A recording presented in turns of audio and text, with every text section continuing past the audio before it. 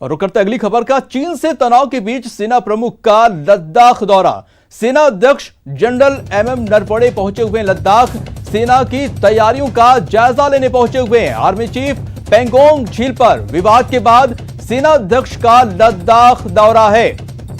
तो बड़ी खबर इस वक्त की आपको बता दें कि चीन से तनाव के बीच सेना प्रमुख का लद्दाख दौरा। सेना अध्यक्ष जनरल एमएम नरवणे लद्दाख पहुंचे हुए हैं। सेना की तैयारियों का जायजा लेने पहुंचे हुए हैं। पेंगोंग झील पर विवाद के बाद आर्मी चीफ का लद्दाख दौरा काफी अहम माना जा रहा है। इस बीच जिस तरह से भारत और चीन के बीच तनाव की स्थिति बनी हुई है, उसको देखते हुए पेंगोंग झील पर जो विवाद हुआ है उसके बाद से सेना अध्यक्ष ने लद्दाख दौरे पर पहुंचे हुए हैं और क्या कुछ तैयारियां हैं उसका जायजा ले रहे हैं।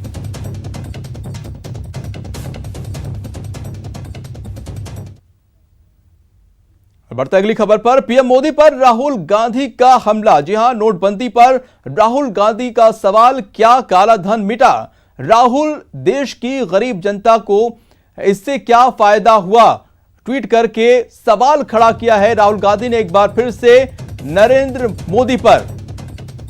तो बड़ी खबर इस वक्त आपको बता दें, एक बार फिर से राहुल गांधी ने नरेंद्र मोदी पर हमला बोला है। उन्होंने कहा है कि नोटबंदी पर राहुल गांधी का सवाल दागा। उन्होंने पूछा है कि क्या काला धन मिटा? राहुल गांधी ने सवाल किया है कि क्या देश की गरीबी जनता को इससे क्या फायदा हुआ है? एक बार फिर ट्वीट करके प्रधानमंत्री मोदी पर सवाल दागे हैं। राहुल गांधी का सवाल है कि क्या काला धन मिटा? देश की गरीब जनता को इससे क्या फायदा हुआ? एक बार फिर से काले धन को लेकर राहुल गांधी ने ट्वीट कर पीएम मोदी पर हमला बोला है। नोटबंदी हिंदुस्तान के गरीब, किसान, मजदूर और छोटे दुकानदार पर आक्रमण था। नोटबंदी हिंदुस्तान की असंगठित अर्थव्यवस्था पर आक्रमण था। 8 नवंबर 8 बजे 2016 प्रधानमंत्री जी ने नोटबंदी का निर्णय लिया। 500 रुपए, 1000 रुपए का नोट रद्दी कर दिया। पूरा हिंदुस्तान बैंक के सामने जाके खड़ा हुआ। आपने अपना पैसा, अपनी आमदनी बैंक के अंदर डाली। पहला सवाल, काला धन मिटा? नहीं। दूसरा सवाल, हिंदुस्तान की गरीब जनता को नोटबंदी से क्या फायदा मिला? जवाब, कुछ नहीं।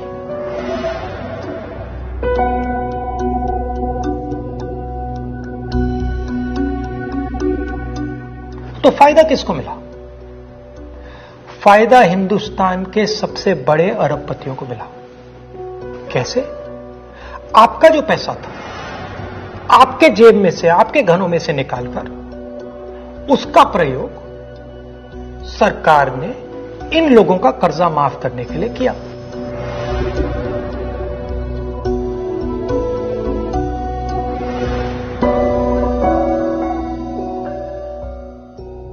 मगर वो सिर्फ एक लक्ष्य था। दूसरा लक्ष्य भी था छुपा हुआ, जमीन साफ करने का। जो हमारा इनफॉर्मल सेक्टर है, असंगठित अर्थव्यवस्था का सेक्टर है, वो कैश पे चलता है। छोटा दुकानदार हो, किसान हो, मजदूर हो, वो कैश से काम करता है। नोटबंदी का दूसरा लक्ष्य, जो जमीन साफ करने का लक्ष्य, असंगठित अर्थव्यवस्था के सिस्टम से नगद कैश को निकालने का। प्रधानमंत्री ने स्वयं कहा कि वो कैशलेस इंडिया चाहते हैं, कैशलेस हिंदुस्तान चाहते हैं। अगर कैशलेस हिंदुस्तान होगा तो असंगठित अर्थव्यवस्था तो खत्म हो जाएगी। नुकसान किसको हुआ?